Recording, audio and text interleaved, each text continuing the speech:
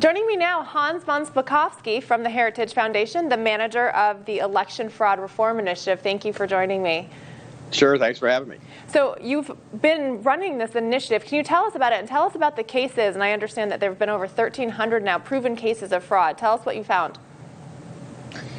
Yeah, we started this database a couple of years ago, and like I said, we're now up to 1,302 cases, and we're following a host of other cases where prosecutions are ongoing. And what these cases show, and by proven, I mean someone was either convicted in a court of law of engaging in fraud, or a judge ordered a new election because of fraud, or a state agency, such as a board of elections, made an official finding of fraud. And what this database points out is that, one, fraud does occur.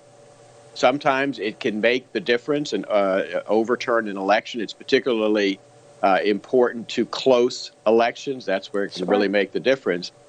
But it also, the many different ways fraud has been committed shows there are huge vulnerabilities in our system and all kinds of holes in the security of our system that really need to be fixed. So can you give me some examples of what you've seen of actual fraud, and where is this occurring throughout the country? Well, it happens all over, although unfortunately there tend to be more cases of particular kinds of fraud in some places. I mean, to give an example, this Kentucky, for example, there's been a long tradition there of buying votes. So we see a lot of prosecutions in that state of vote buying.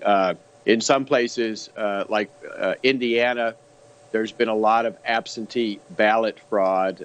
East Chicago, Indiana has, unfortunately, a long history of that kind of fraud occurring. Unfortunately, Florida also is a place where absentee ballot fraud has occurred.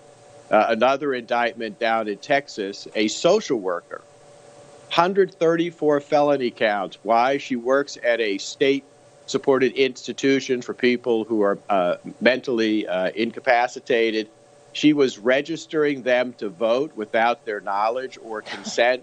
Many of them declared legally incompetent by the courts. Obviously, she was going to vote and steal ballots from them, something that is just terrible for her to take advantage of these individuals. Is it fair to say that most vulnerable populations, maybe the elderly, or yes, that these vulnerable populations are preyed upon for election fraud?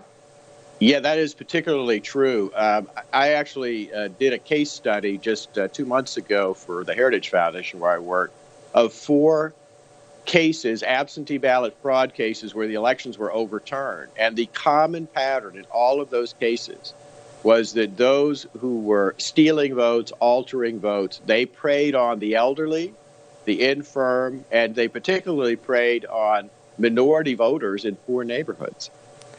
That is reprehensible. Sir, thank you so much for the work that you're doing and for coming on and telling us about it. And we appreciate your continued efforts.